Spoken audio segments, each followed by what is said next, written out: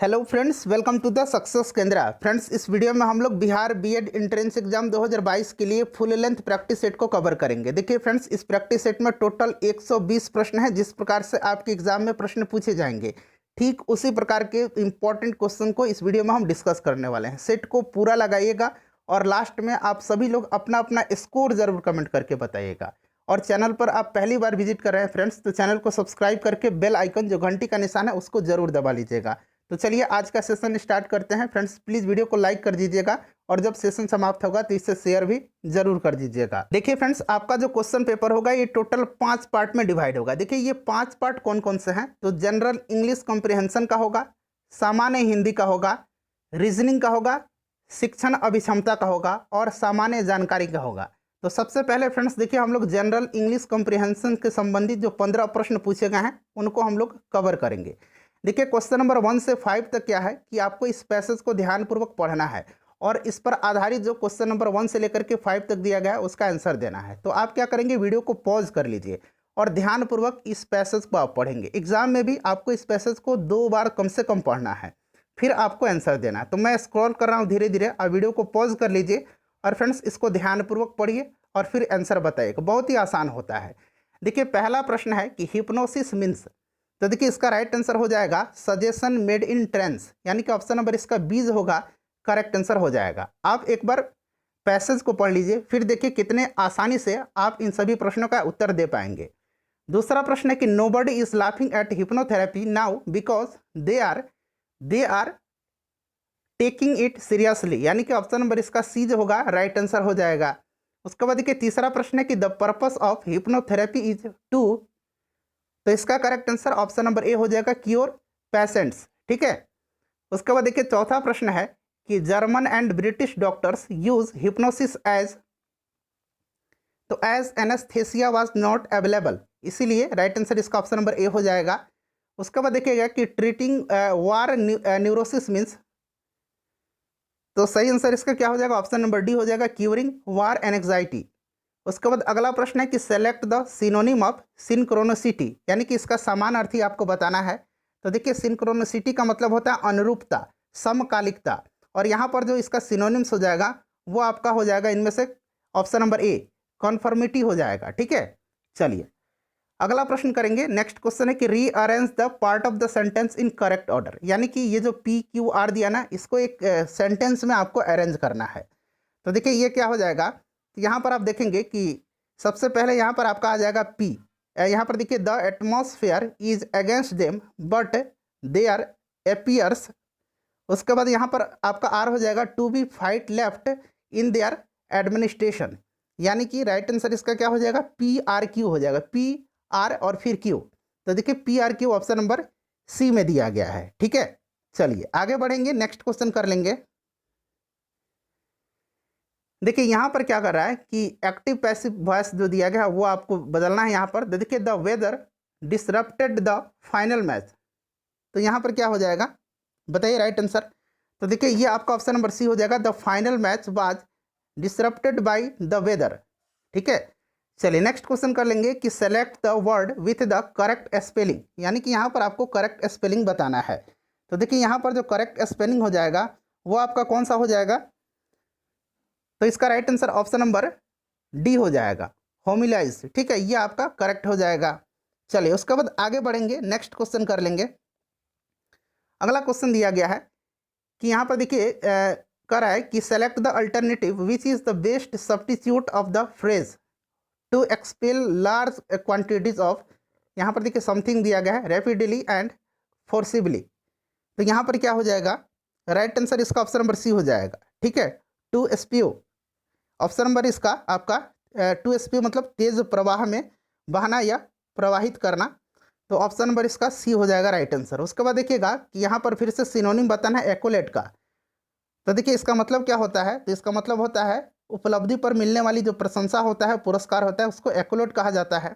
और right answer जो होगा इसका क्या हो जाएगा, राइट आंसर यहाँ पर देखिएगा ऑप्शन नंबर यहाँ पर डी हो जाएगा, डिस्टिंक्शन। क्लियर। चलिए उसके बाद नेक्स्ट देख लेंगे। अगला प्रश्न है, यहाँ पर एरर आपको बताना है। तो यहाँ पर जो एरर दिया गया है, देखिए ये ए पार्ट दिया गया है, यहाँ तक बी पार्ट है, उसके बाद यहाँ पर सी है, और यहाँ पर नो एरर अगर है सेंटेंस में तो आपको डी पर क्लिक करना है, तब टिक लगाना है। तो देखिए पढ़ेंगे, देखिए यहाँ पर क्या है कि one of the state in which there was a severe draft, ठीक है, लास्ट ईयर इन महाराष्ट्र। अब बताइए यहाँ पर एरर कहाँ पर है। तो देखिए यहाँ पर जो एरर दिया गया है वो आपका हो जाएगा वन ऑफ द स्टेट, यहाँ पर दिया गया है, यहाँ पर एरर है। क्या एरर है, तो यहाँ पर देखिए वन ऑफ के बाद प्लूरल नाउन का प्रयोग होता है, अतः यहाँ पर स्टेट के स्थान पर स्टेट्स होगा, यहाँ पर क्या होगा, स्टेट्स हो जाएगा, इसीलिए ये पार्ट जो है वहाँ पर एरर दिया गया है। उसके बाद देखिए select the word with the correct spelling. तो करेक्ट स्पेलिंग यहाँ पर कौन सा दिया गया है, तो यहाँ पर फेमिनिज्म दिया गया है, तो ऑप्शन नंबर इसका सी राइट आंसर हो जाएगा। उसके बाद यहाँ पर देखिएगा फिर उसी तरह से जो है आपको एरर बताना है। बताइए यहाँ पर एरर कहाँ पर है। तो देखिए यहाँ पर जो एरर हो जाएगा वो पार्ट बी में है, ठीक है, डिवाइडेड अमॉन्ग जो दिया गया ना, यहाँ पर एरर है। तो द स्टॉक वाज, यहाँ पर क्या होगा, अमॉन्ग के स्थान पर बिटवीन का होगा, ठीक है, यहाँ पर डिवाइडेड बिटवीन टू ब्रदर्स, ठीक है, दो भाई के बीच बिटवीन का हो जाएगा, यहाँ अमॉन्ग नहीं लगेगा, बिटवीन का होगा, इसीलिए ये option number B correct answer हो जाएगा। उसके बाद देखिए क्वेश्चन नंबर 15 का रहा है, यहाँ पर देखिए क्वेश्चन नंबर 15 में आपको फिल इन द ब्लैंक्स है।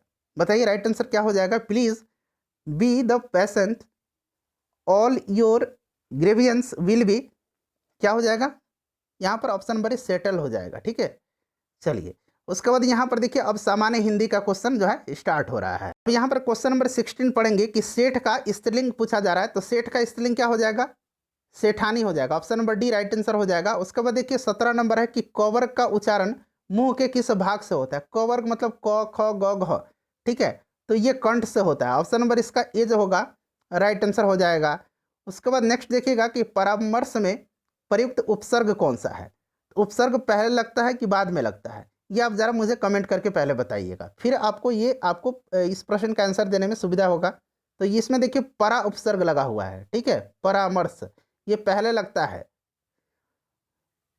तुमने इस बार अधिक परिश्रम किया है इसलिए सफलता की अधिक आशा है, यह कौन सा वाक्य है, तो यह संयुक्त वाक्य है, ठीक है, ऑप्शन नंबर इसका बी राइट आंसर हो जाएगा। उसके बाद देखिए हिमालय से गंगा निकलती है, इस वाक्य में किस कारक की विभक्ति है, हिमालय से गंगा निकलती है, तो यहाँ पर क्या हो जाएगा, अपादान हो जाएगा, ठीक है, कर्ता ने कर्म को करण से संप्रदान को के लिए अपादान से अलगाव, ठीक है, अलगाव, इसीलिए यहाँ पर अपादान हो जाएगा। उसके बाद देखिए कि सितारा देवी वीणा वादन कर रही है, इसमें कौन सा वाच्य है, तो इसमें जो वाच्य है वो कृत वाच्य है, ठीक है।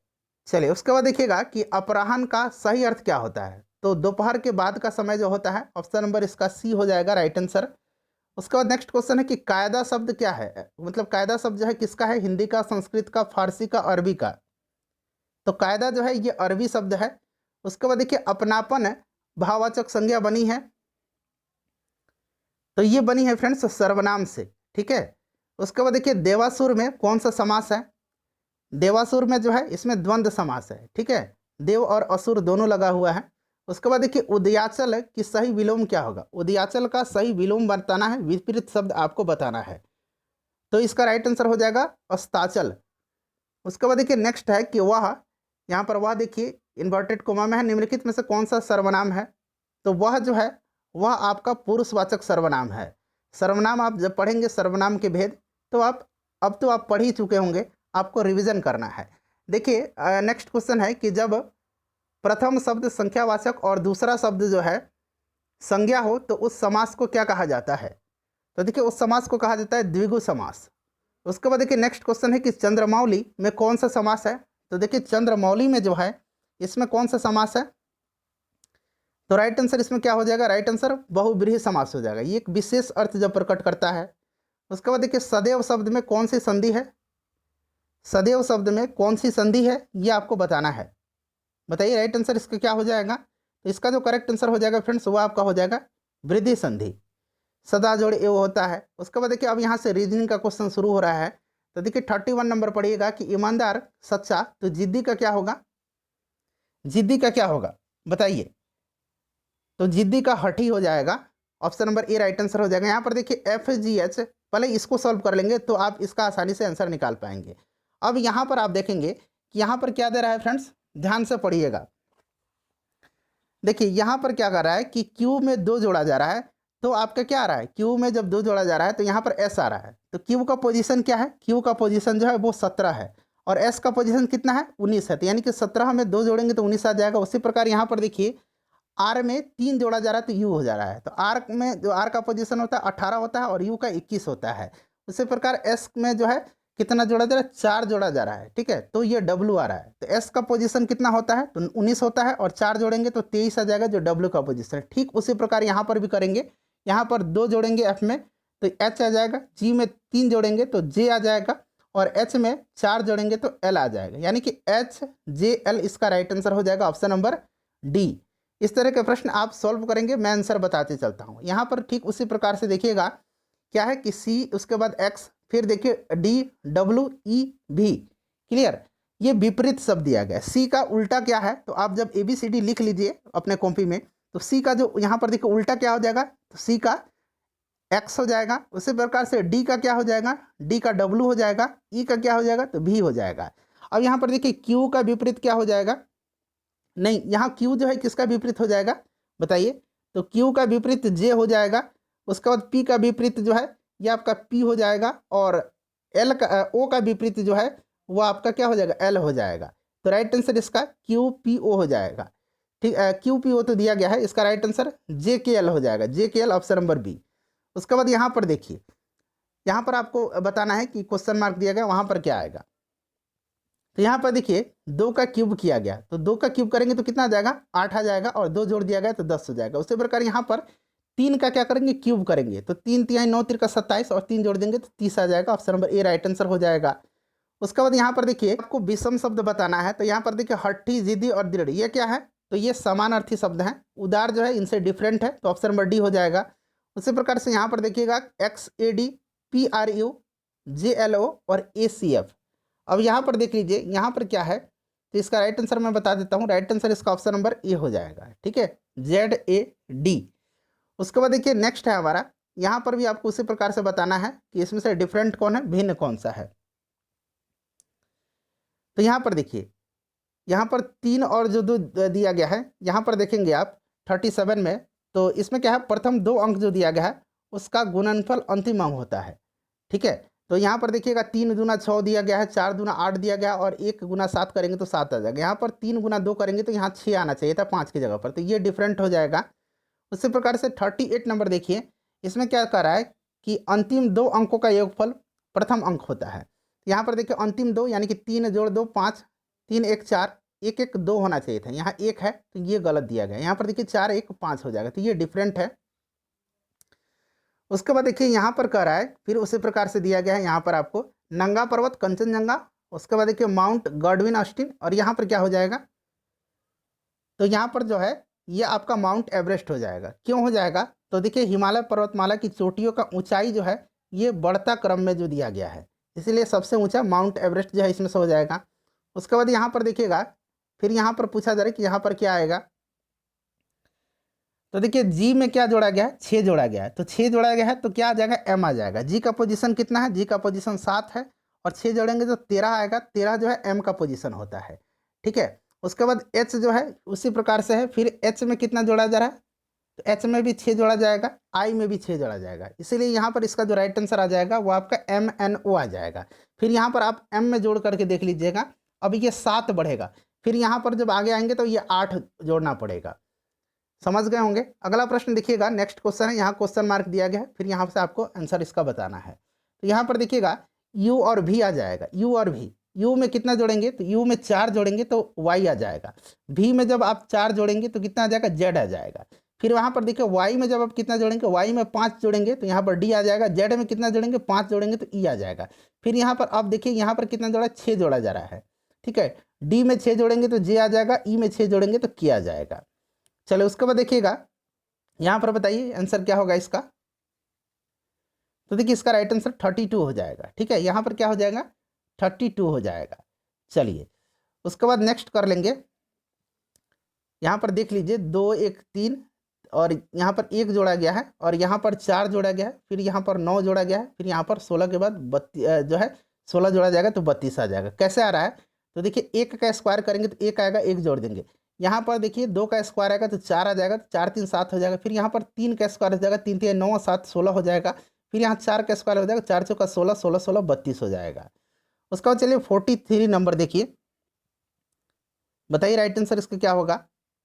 तो देखिए इसका जो करेक्ट आंसर हो जाएगा वो आपका यहाँ पर 6.5 हो जाए, यहाँ पर आपका राइट आंसर जो होगा वो आपका कितना आ जाएगा, तो यहाँ पर आपका करेक्ट आंसर जो हो जाएगा वो आपका हो जाएगा यहाँ पर ऑप्शन नंबर ए 5 हो जाएगा। ठीक है, यहाँ पर क्या हो जाएगा, क्योंकि यहाँ बीच में है 5 है, फिर यहाँ 6.5। अब इसमें क्या किया गया है, इसमें देखिए 0.5 में 1.5 जोड़ा गया है, सब में 1.5 जोड़ते गया है। देख लीजिए सब में 1.5 जोड़ा गया है, तो 3.5 में 1.5 जोड़ेंगे तो ये 5 हो जाएगा, फिर 5 में 1.5 जोड़ेंगे तो 6.5 हो जाएगा। उसके बाद यहाँ पर देख लीजिए, कह रहा है कि मोहन, रितिका, जानवी, प्रिया और रिया जो है दोस्त हैं। जानवी रितिका से तेज है किंतु प्रिया से धीमे है। जानवी क्या है, यहाँ जानवी को मैं जे से डिनोट कर दे रहा हूँ। जानवी जो है यह रितिका से तेज है। किससे तेज है, तो यह रितिका से तेज है। ठीक है, और प्रिया से धीमे है, तो प्रिया से धीमे है यानी कि यहाँ पर प्रिया आ जाएगा कहीं ना कहीं इधर। उसके बाद आगे कह रहा है कि मोहन सबसे धीमा दौड़ता है, यानी कि मोहन जो है सबसे लास्ट में आ जाएगा मोहन।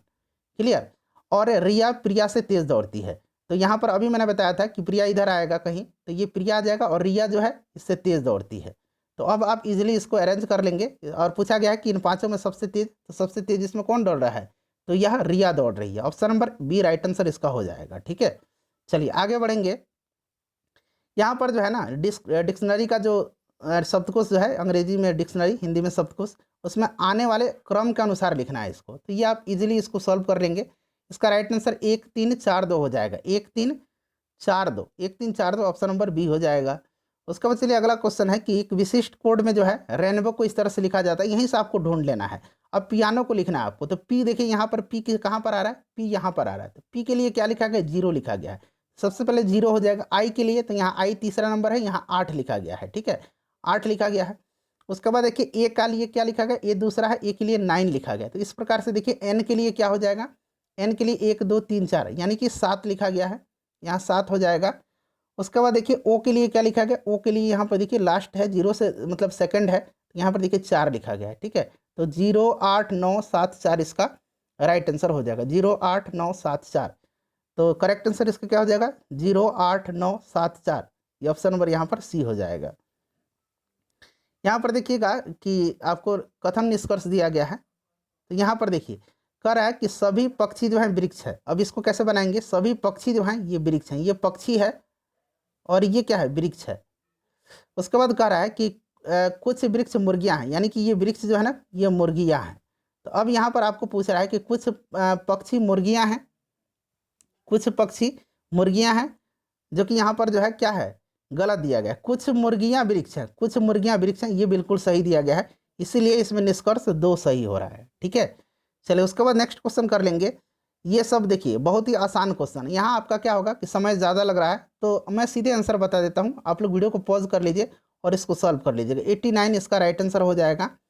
उसके बाद उसी प्रकार से देखिएगा यहाँ एक्स वाई जेड, ये 3 पार्ट में डिवाइड कर दीजिए। यहाँ एक्स वाई जेड, फिर देखिए जेड, उसके बाद क्या हो जाएगा, जेड वाई एक्स हो जाएगा, जेड वाई एक्स हो जाएगा। ठीक है, फिर एक्स वाई जेड, फिर यहाँ जेड वाई एक्स, तो ये क्या हो जाएगा, तो ये आपका हो जाएगा यहाँ पर वाई वाई वाई जेड। ठीक है, वाई वाई वाई जेड, यानी कि ऑप्शन नंबर इसका सी राइट आंसर हो जाएगा। यहाँ पर देखिए बहुत ही आसान क्वेश्चन है। अब यहाँ पर देखिए कह रहा है कि पूर्व दिशा में 5 किलोमीटर चलता है। ठीक है, ये 5 किलोमीटर चला, फिर कह रहा है कि बाएं मुड़ता है और फिर ये 10 किलोमीटर चलता है, फिर वह अपने दाएं मुड़ता है और 5 किलोमीटर चलता है, और अंत में फिर दाएं मुड़ करके 10 किलोमीटर चलता है। तो अपने मूल स्थान से कितनी दूरी पर है, तो ये आप इजीली निकाल सकते हैं। ठीक है, यहाँ पर देखिए 5 किलोमीटर और ये डिस्टेंस है यहाँ पर 5 किलोमीटर, यानी कि 10 किलोमीटर जो है यह अपने मूल स्थान से जो है दूर है। उसके बाद देखिएगा यहाँ जो है आपका साइन जो है दिया गया है यहाँ पर देखिए। ठीक है, और इसमें से आपको क्या करना है, आंसर चुन करके बता देना है। तो इसका राइट आंसर मैं आपको बता देता हूँ सीधे, इसका जो करेक्ट आंसर हो जाएगा वो आपका ऑप्शन नंबर डी हो जाएगा। ठीक है, चलिए अगला प्रश्न है। नेक्स्ट क्वेश्चन जो है इसका करेक्ट आंसर आपको बताना है कि इसमें से दिए गए विकल्पों में से विषम अक्षर चुनना है, जैसे कि हम लोगों ने इसको किया था।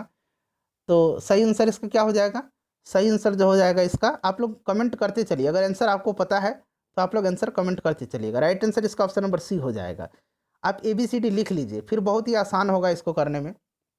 देखिए 53 का राइट आंसर क्या हो जाएगा, डिक्शनरी के अनुसार फिर से इसको लिखना है, तो इसका जो करेक्ट आंसर हो जाएगा वो आपका यहाँ पर देख लीजिएगा, ऑप्शन नंबर इसका सी हो जाएगा। अगला प्रश्न देखिएगा, यहाँ पर पूछा गया कि यहाँ पर क्या आएगा, बताइए।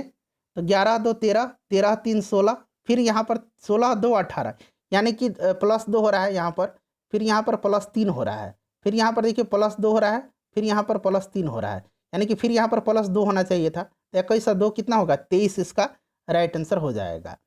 उसके बाद अगला प्रश्न देखिएगा, राइट आंसर इसमें से आपको बताना है। तो देखिए कह रहा है ना कि ए का वजन जो है सी से ज़्यादा है, यानी कि ए का वजन जो है ये किससे ज़्यादा है, सी से ज़्यादा है। फिर कह रहा है कि ए का वजन दूसरा सबसे अधिक है, यानी कि ए का वजन जो है ये दूसरे से सबसे अधिक है, यानी कि यहाँ पर ए का कोई और दूसरा होगा। ई का वजन ए से ज़्यादा है, यानी कि यहाँ पर ई आ जाएगा, ठीक है। उसके बाद चलिए आगे पढ़ेंगे कि बी का वजन डी से ज़्यादा है, यानी कि बी का वजन जो है यह किससे है, डी से ज़्यादा है। तो बी का वजन जो हो जाएगा डी से ज़्यादा हो जाएगा। और नीचे देखिएगा इन्हें सबसे ज़्यादा वजन पूछा गया, तो सबसे ज़्यादा वजन किसका होगा, ई का होगा, ऑप्शन नंबर सी हो जाएगा। अब यहाँ देखिए शिक्षण अभिक्षमता के प्रश्न दिए गए हैं, ध्यानपूर्वक आप पढ़ेंगे। देखिए प्रश्नोत्तर विधि में यह विचारणीय है कि अब सभी ऑप्शन को आप पढ़िए, ठीक है, सभी ऑप्शन को पढ़िए। इसका राइट आंसर क्या हो जाएगा, तो इसका जो करेक्ट आंसर हो जाएगा वो आपका हो जाएगा कि छात्रों को प्रश्न के उत्तर स्वयं सोचकर देने को कहा जाए, ऑप्शन नंबर सी इसका राइट आंसर हो जाएगा, ठीक है। प्रश्नोत्तर विधि में यह विचारणीय है कि छात्रों को प्रश्न के उत्तर स्वयं सोच करके देने को पहले कहा जाए, ऑप्शन नंबर इसका सी हो जाएगा राइट आंसर, ठीक है। उसके बाद चलिए 57 नंबर कर लेंगे। 57 नंबर कह रहा है कि आधुनिक शिक्षण में सर्वाधिक गिरावट आई है, तो राइट आंसर इसका क्या हो जाएगा, बताइए करेक्ट आंसर इसका क्या हो जाएगा। तो पाठों के श्रवण में, option number D right answer इसका हो जाएगा। निम्नलिखित में से कौन सी विधि जो है व्यक्तिक विभिन्नताओं की उपेक्षा करती है, तो ये आपका हो जाएगा व्याख्यान विधि। उसके बाद देखिए निम्नलिखित में से कौन सी न्यूनतम प्रभावी विधि है, यानी कि तकनीक है, तो ये आपका हो जाएगा कक्षा में रटना, ऑप्शन नंबर इसका सी जो होगा आपका आंसर हो जाएगा। उसके बाद नेक्स्ट क्वेश्चन देख लीजिएगा, न्यूनतम प्रभावी है, न्यूनतम पूछा गया है। उसके बाद देखिए निम्नलिखित में से किन्हें दृश्य श्रव्य या दृश्य सामग्री के अंतर्गत वर्गीकृत किया जाता है, तो ये आपका हो जाएगा उपरोक्त में सभी जो है सही दिए गए हैं, ठीक है। चलिए उसके बाद देखिएगा कि शिक्षक प्रायः दृश्य श्रव्य सामग्री को समझते हैं, तो राइट आंसर इसका हो जाएगा पारंपरिक शिक्षण का प्रतिस्थापन, ऑप्शन नंबर ए राइट आंसर हो जाएगा। दूरदर्शन को शिक्षाविद कहते हैं, तो कक्षा में शिक्षण के लिए पूर्ण अनुपयुक्त, option number C right answer इसका हो जाएगा। निम्नलिखित में से कौन सी सर्वश्रेष्ठ सहायक सामग्री है जिसे पाठ्य पुस्तक सहायक सामग्री के रूप में प्रयुक्त किया जाता है, तो ये आपका हो जाएगा गृह कार्य, option number B right answer इसका हो जाएगा होमवर्क। शिक्षक द्वारा पाठ्य पुस्तकों के प्रयोग का प्रमुख उद्देश्य होना चाहिए, तो यहाँ पर देखिए शिक्षक द्वारा व्याख्यान कम करने के रूप में, option number D right answer हो जाएगा। उसके बाद देखिए छात्र शिक्षक योजना निर्माण में छात्रों द्वारा निर्धारण किया जाना चाहिए, तो छात्रों द्वारा जो निर्धारण किया जाना चाहिए वो आपसे पूछा जा रहा है, बताइए इसका राइट आंसर। करेक्ट आंसर इसका देखिए उन क्रियाओं का जिसमें जिनसे लक्ष्य प्राप्ति संभव हो, ठीक है, option number D right answer हो जाएगा। भाषा ही वह संपदा है जिसमें किसी राष्ट्र का क्या छिपा है, बताइए राइट आंसर इसका। तो इसका जो करेक्ट आंसर हो जाएगा समस्त ज्ञान भंडार, ऑप्शन नंबर डी हो जाएगा इसका करेक्ट आंसर। उसके बाद देखिएगा कि भाषा का इतिहास है, सभ्यता का इतिहास है यह। उसके बाद देखिए भाषा राष्ट्रीय एकता और अंतर्राष्ट्रीय बंधुत्व का क्या है, तो यह आपका प्रतीक है, ऑप्शन नंबर ए हो जाएगा राइट आंसर। भाषा के अंदर कौन सी शक्ति होती है, भाषा के अंदर जो है संचारणी होती है। भाषा एक और समाजीकरण का साधन है, यह किसका कथन है, यह कथन जो है किसका है, तो यह रविन्द्रनाथ श्रीवास्तव का है, ऑप्शन नंबर ए राइट आंसर हो जाएगा। उसके बाद देखिए कवि दिनकर के शब्दों में वाणी ने वरदान दिया, लो मनुज आज से, राइट आंसर इसका क्या हो जाएगा, तो राइट आंसर जो है इसका क्या हो जाएगा, ऑप्शन नंबर डी हो जाएगा बोलेगा। उसके बाद अगला देखिएगा कि भाषा से भाव विचार और अनुभव के विनिमय से सामाजिकता की भावना का विकास होता है, यह कथन किसका है, यह कथन जो है रमन बिहारी लाल का है। उसके बाद देखिए सत्यम शिवम और सुंदरम के बोध की प्राप्ति किस प्रकार होती है, तो इसका करेक्ट आंसर हो जाएगा भाषा से, ऑप्शन नंबर डी हो जाएगा। साहित्य को समाज का क्या कहा जाता है, तो देखिए साहित्य को समाज का जो है दर्पण कहा जाता है, उसके बाद देखिएगा कि भाषा शिक्षण के प्रमुख उद्देश्यों में से कौन नहीं है, इसमें नहीं पूछा गया तो ये श्रव्यता हो जाएगा। उसके बाद देखिएगा स्वाभाविक भाषा कौन है, स्वाभाविक भाषा जो है ये आपका मातृभाषा होता है। उसके बाद देखिए मातृभाषा से मनुष्य का जन्म से मरण तक किस प्रकार का रिश्ता बना रहता है, तो यह अटूट रिश्ता बना रहता है। उसके बाद देखिए मातृभाषा मनुष्य के जीवन में क्या लाती है, तो फ्रेंड्स यह मनुष्य के जीवन में जो है क्रांति लाती है। उसके बाद देखिए किसने कहा है मनुष्य के मानसिक विकास के लिए मातृभाषा उतना ही आवश्यक है जितना कि बच्चे के शारीरिक विकास के लिए माँ का दूध है, तो यह किसने कहा है, तो यह कहा है महात्मा गांधी जी ने। उसके बाद देखिएगा कि निज भाषा उन्नति अहे सब उन्नति का मूल, किस कवि की उक्ति है यह, तो यह भारतेंदु हरिश्चंद्र की है। उसके बाद देखिएगा यहाँ से अब सामान्य जानकारी हो रहा है शुरू, निम्नलिखित में से कौन सी एक सर्वर साइड स्क्रिप्टिंग लैंग्वेज है, तो ये कौन सी है फ्रेंड्स बताइए। तो राइट आंसर इसका क्या हो जाएगा, राइट आंसर इसका PHP हो जाएगा। ठीक है, PHP इसका जो है राइट आंसर हो जाएगा, option number D right answer इसका हो जाएगा। चलिए आगे बढ़ेंगे कि वैक्यूम फ्लास्क का आविष्कार जो है किसने किया था, तो वैक्यूम फ्लास्क का आविष्कार जो है स्कॉटिश वैज्ञानिक सर जेम्स डेवर के द्वारा 1892 ईस्वी में जो है किया गया था। ठीक है, तो राइट आंसर इसका हो जाएगा जेम्स डेवर के द्वारा। उसके बाद देखिए मायोपिया आँख का दोष है जिसे क्या कहा जाता है, तो मायोपिया और हाइपरमेट्रोपिया, मायोपिया को निकट दृष्टि दोष और हाइपरमेट्रोपिया को दूर दृष्टि यानी कि दीर्घ दृष्टि दोष कहा जाता है। ठीक है, उसके बाद देखिए हरित क्रांति के जनक के रूप में किसे जाना जाता है, तो हरित क्रांति को नॉर्मन बोरलॉग जो है हरित क्रांति के जनक। भारत में पूछा जाएगा तो MS स्वामीनाथन हो जाएगा। उसके बाद देखिए कि पैंथेरा टिग्रिस जो है यह किसका वैज्ञानिक नाम है, तो यह बाघ का वैज्ञानिक नाम है। कांच को खाली स्थान दिया गया भी कहा जाता है, तो कांच को कहा जाता है अतिशीतित द्रव, क्या कहा जाता है, अतिशीतित द्रव, सुपर कूल्ड लिक्विड कहा जाता है, ऑप्शन नंबर ए हो जाएगा। उसके बाद देखिए पेंटेन के खाली स्थान दिया गया है संरचनात्मकता समावी होते हैं, तो पेंटेन के आइसोमर एन पेंटेन, ठीक है, आइसोपेंटेन और नियोपेंटेन, यानी कि राइट आंसर इसका क्या हो जाएगा बताइए। राइट आंसर जो होगा इसका ऑप्शन नंबर सी हो जाएगा, 3 जो है संरचनात्मक समावी होते हैं। द्रविड़ पद्धति के मंदिर के वास्तुशास्त्र का प्रतिनिधित्व किसके द्वारा होता है, तो देखिए द्रविड़ पद्धति के मंदिर के वास्तुशास्त्र का प्रतिनिधित्व जो है ये विमान द्वारा होता है। उसके बाद देखिए कुड कहाँ का लोक नृत्य है, तो देखिए कुड जो है ना यह जम्मू कश्मीर का हो जाएगा, ऑप्शन नंबर सी।